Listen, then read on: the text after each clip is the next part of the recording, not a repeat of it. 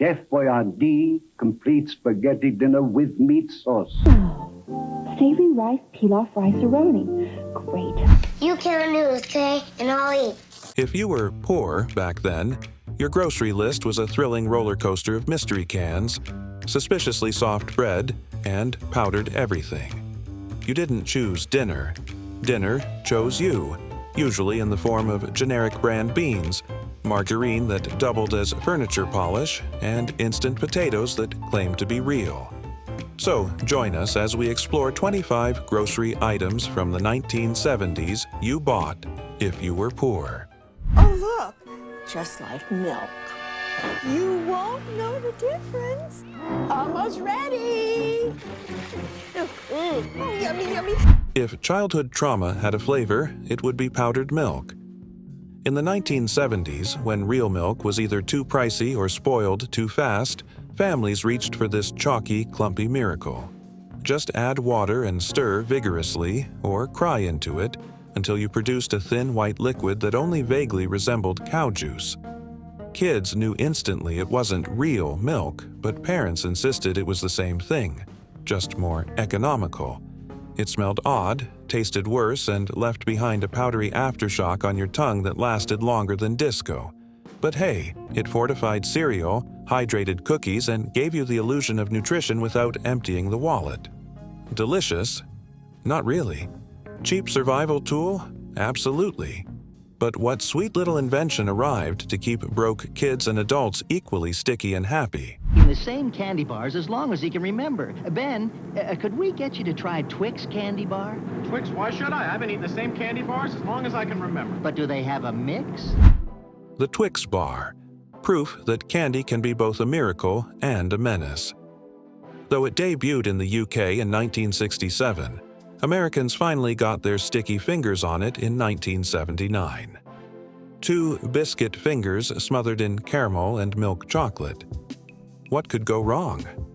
For the broke family of the 70s, Twix was the ultimate treat you could sneak without judgment, unless your parents caught you with chocolate smeared across your polyester shirt. It promised crunchy satisfaction, but often delivered a sugar crash that made algebra homework feel like climbing Everest. Somehow, the caramel stickiness also doubled as a glue for unintended purposes, like fortifying your collection of paper grocery bags. A classic victory for the poor and hungry. Pioneer Cornmeal is the sponsor of this quiz. The Pioneer people make Pioneer corn away with all the vitamin-rich heart of the corn left in. Gives your cornbread a natural corn flavor. Cornmeal, the poor man's Swiss Army knife of the 1970s pantry. It was cheap, filling, and capable of masquerading as everything from cornbread to fried mush. Parents swore it was nutritious. Kids knew it was just gritty sadness shaped into a side dish. Whether baked, fried, or boiled until it resembled wallpaper paste, cornmeal was endlessly versatile. If you had the imagination or desperation. Pancakes? Sure. Crust for mystery meat? Why not? Survival ration during the gas crisis? Perfect. It was the edible equivalent of duct tape. Not glamorous, but it got the job done. Cornmeal might not have screamed luxury, but it kept stomachs from growling and wallets from emptying. Poverty never tasted so yellow, dry, and resourceful. Stir-fried dish with some canned vegetables. Using canned or frozen is an easy and convenient way to help you get your 5 daily servings of fruits and vegetables. If fresh produce was out of reach, the 1970s poor household had a backup. Canned vegetables and fruits, preserved in enough liquid to survive the apocalypse. Corn, peas, beans, peaches, or pears, all packed in metal tins that made opening dinner an adventure in, will it taste edible? The veggies were usually mushy, the fruit often drowned in syrup so thick it doubled as pancake topping. But they were cheap, long-lasting, and healthy, if you ignored the sodium and sugar. Parents swore it was just as good as fresh, while kids gagged at the sight of grayish-green beans. Still, canned produce was reliable, portable, and survived pantry winters with dignity. Nothing said poverty cuisine quite like peeling back a tin lid. Meat prices are sky high, and I'm trying to keep my food budget down to earth. Hi, I can help. The helping hand from Hamburger Helper. At your service. If culinary creativity was a crime in the 1970s, Hamburger Helper was the guilty pleasure that kept poor families out of jail. Introduced by Betty Crocker in 1971, this boxed marvel promised pasta shapes and powdered seasoning that magically transformed humble ground beef into something vaguely edible. For the broke household, it was a miracle. You could buy cheap hamburger, dump in a mysterious beige powder, and pretend you had actually cooked a meal worth eating. The pasta shapes, little squares, wheels, and elbows, were more fun than nutritious, and the seasoning often tasted like regret and nostalgia blended together. Yet somehow, Hamburger Helper became a rite of passage, proving that poverty could still come with flavor. Sort of. After surviving a night of boxed hamburger pasta, could dessert really get any richer, more chocolatey, and even more over the top? Cause Oscar Mayer has a way with biology and A. Oscar Mayer, the first name in Bologna. How's that? Meat? Sort of. Nutrition? Questionable. Price? Absolutely right. For poor families in the 1970s, hot dogs and bologna were the MVPs of cheap protein. You could fry them, boil them, microwave them if you were fancy, or eat them straight from the pack like a savage. Bologna sandwiches on Wonder Bread with government cheese? That was haute cuisine for the broke. Hot dogs stretched across backyard cookouts, birthday parties, and we ran out of groceries nights. Both came with a mysterious texture that made you wonder what exactly went into them. But no one cared, because hunger doesn't ask questions. If patience was a food, it would be dried pinto beans. In the 1970s, families bought them in giant sacks because they were dirt cheap, protein-packed, and lasted longer than your neighbor's marriage. The catch? You had to soak them overnight, then boil them for hours until they resembled something edible. By the time dinner was ready, you'd aged a decade. The beans were versatile enough for soups, refried mush, or mystery chili, where the meat was suspiciously absent. Bland? Absolutely. Filling? You bet. Nothing said poverty cuisine like a pot of beans simmering endlessly on the stove, promising sustenance but delivering mostly gas. Pinto beans. Proof that survival meals don't have to be fast or fun.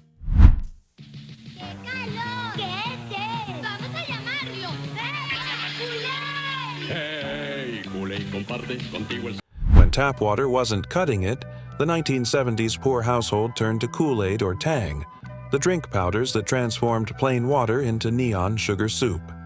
Kool-Aid cost mere pennies and made you believe you were getting fruit, when really you were just getting cavities.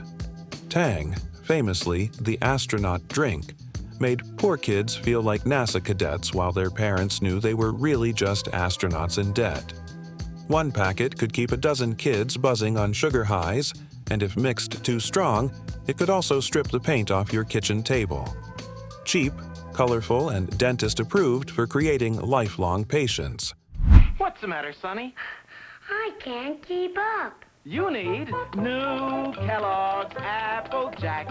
Apple good for breakfast or snack. Forget Frosted Flakes or Cheerios. Poor families in the 1970s knew the real breakfast of champions was whatever came in a plain bag or box labeled Corn Flakes or puffed rice.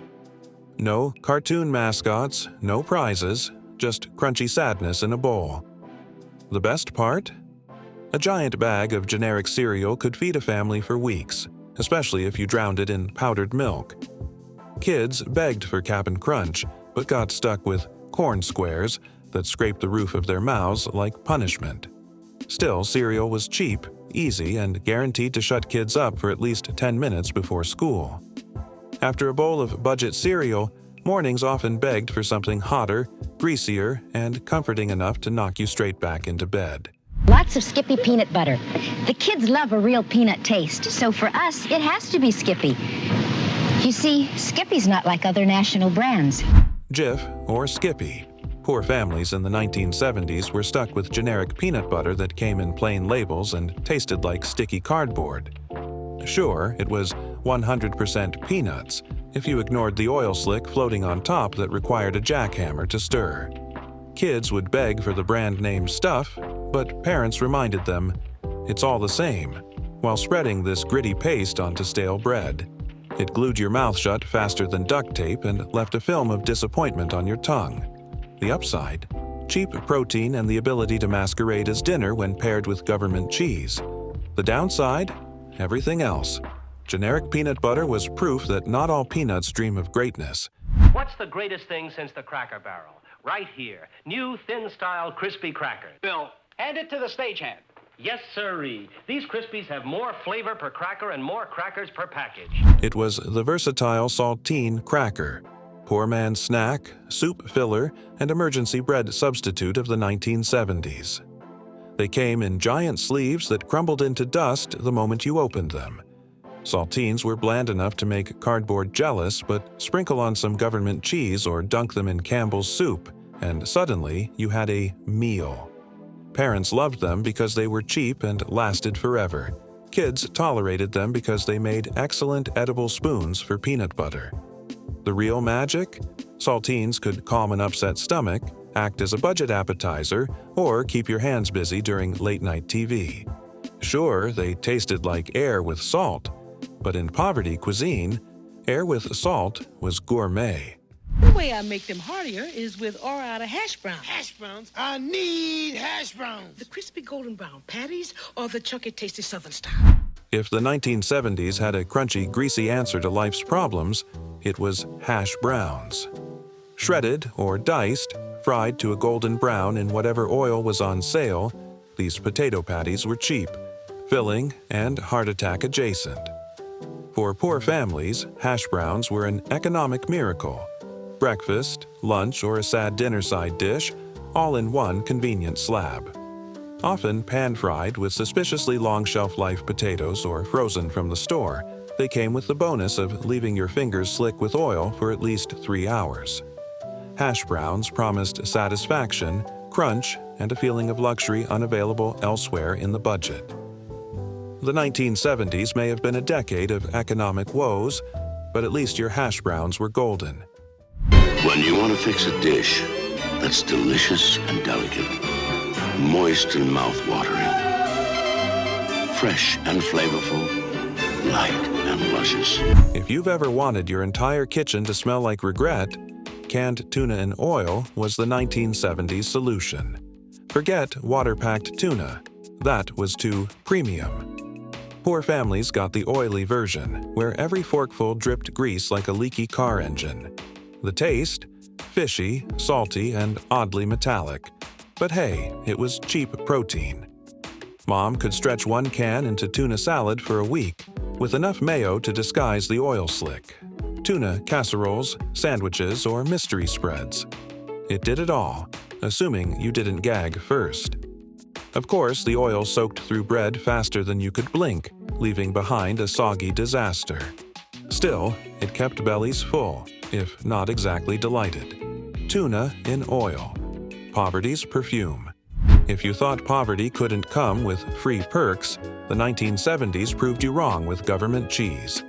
This processed, bright yellow slab of dairy goodness was handed out to welfare recipients and food banks, thanks to U.S. dairy subsidies. For the poor shopper, it was like receiving a gift from bureaucracy itself. Dense, mysterious, and oddly long-lasting.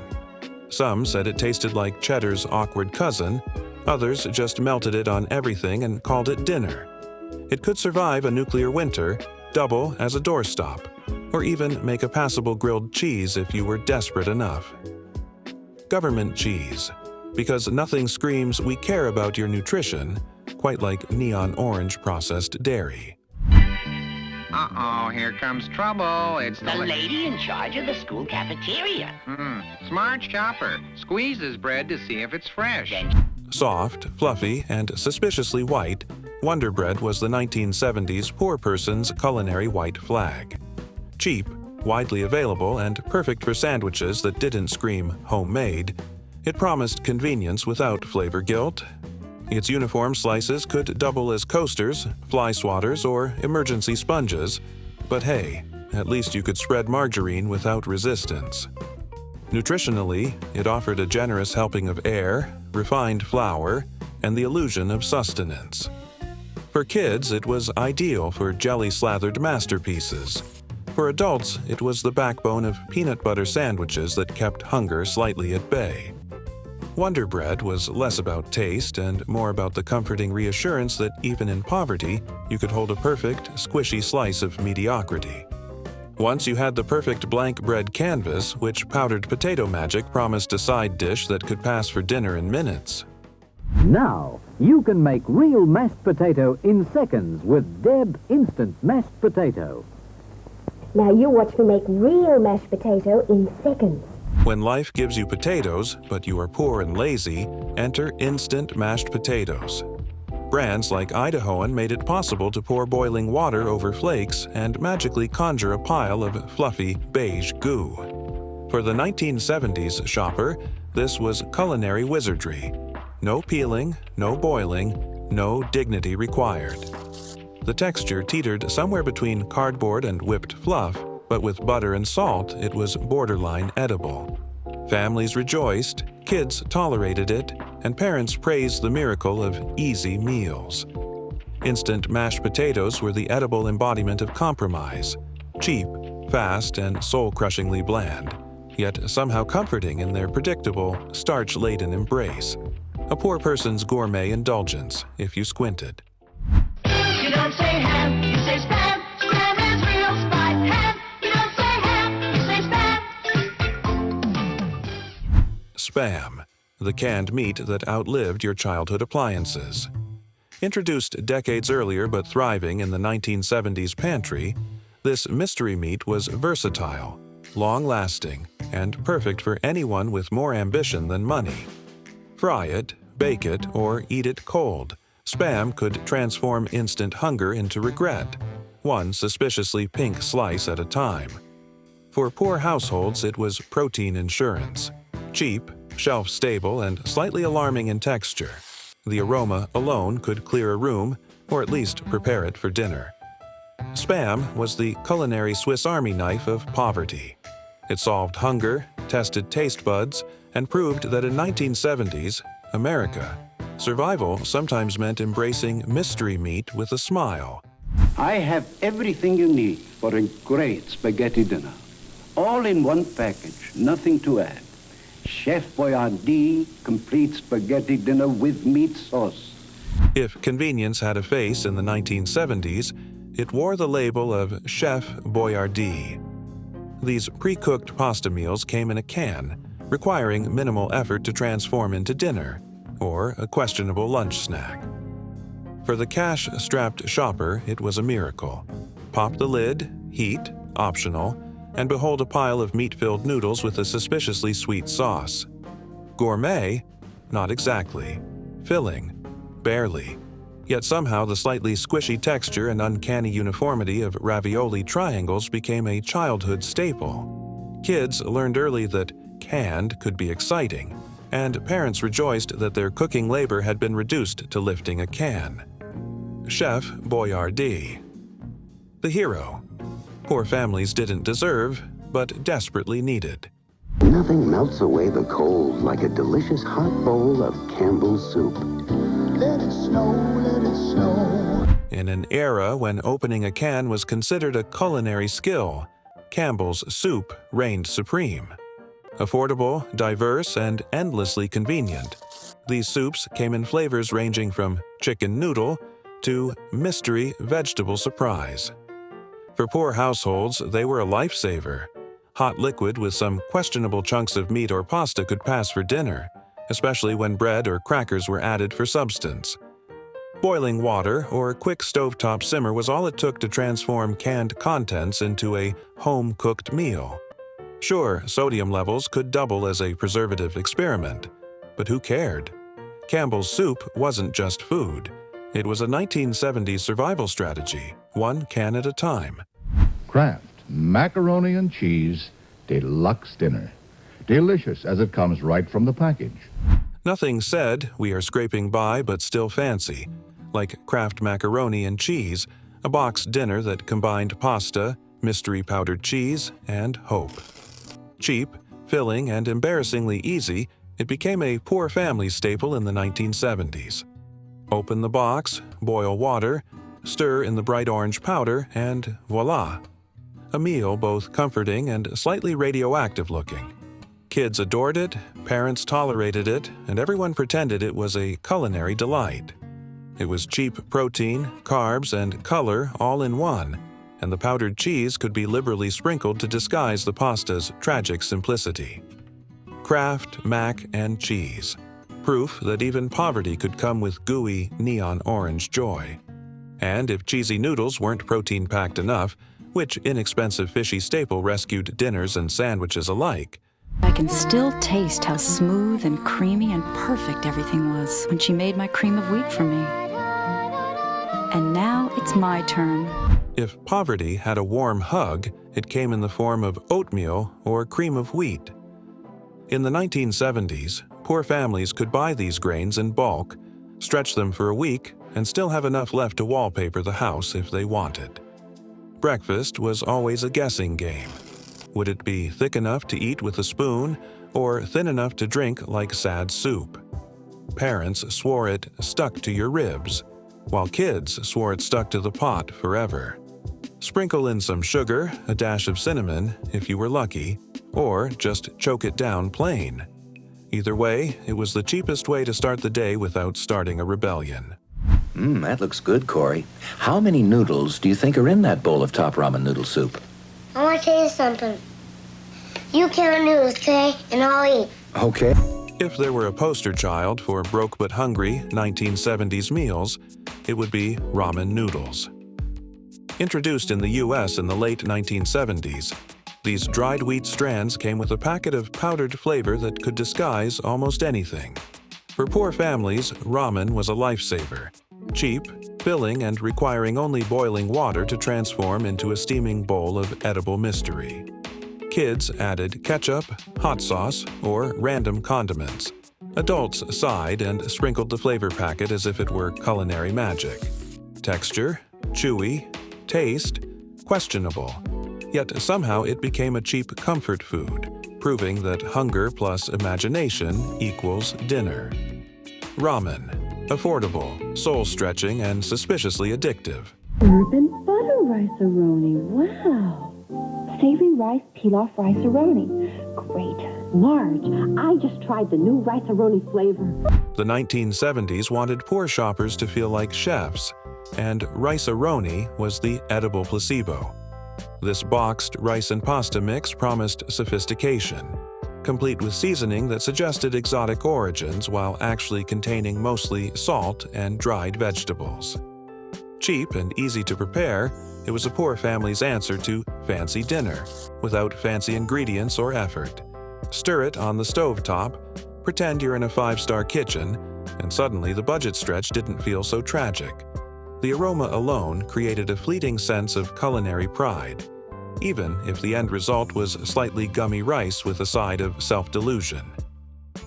Rice-a-roni, turning budget-conscious homes into pretend Italian restaurants since the 70s. Do you know the facts about Betty Crocker Devil's Food Cake Mix? Facts? Fact 1. With Betty Crocker, you get a Devil's Food Cake that's deliciously moist. Why bother with eggs, flour, or effort when Betty Crocker could do it for you? Cake mixes in the 1970s promised sweet success in a box, perfect for households tight on cash and patience. Open, stir, bake, and voila. A dessert that looked homemade while disguising the fact you had literally contributed nothing. Families embraced them for birthdays, holidays, or Tuesday afternoons when sugar cravings struck, often adding a splash of vanilla or waterlogged margarine for flair. Kids licked bowls, adults pretended to measure ingredients, and the oven did the heavy lifting. Betty Crocker cake mixes were the ultimate poor person magic trick. Edible pride for minimal effort, with frosting serving as the ceremonial "I tried" flourish. Easy way to make Jell-O instant pudding. Shake it. You put the milk in, you pour the pudding out, you slap the lid on, and you shake it all about. In the 1970s, dessert could be whipped up in minutes thanks to Jell-O instant pudding. Cheap, colorful, and suspiciously wobbly, It required only milk and a few stirs to transform into a sugar-laden snack. For the poor shopper, it was the culinary equivalent of magic. The less effort, the better, and kids thought they had eaten something sophisticated. Chocolate, vanilla, butterscotch, you name it, it tasted like artificial happiness.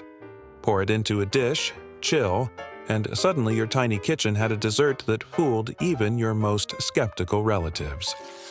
Jell-O pudding, proof that in poverty, delight could be measured in wobbles, calories, and slightly disturbing neon colors.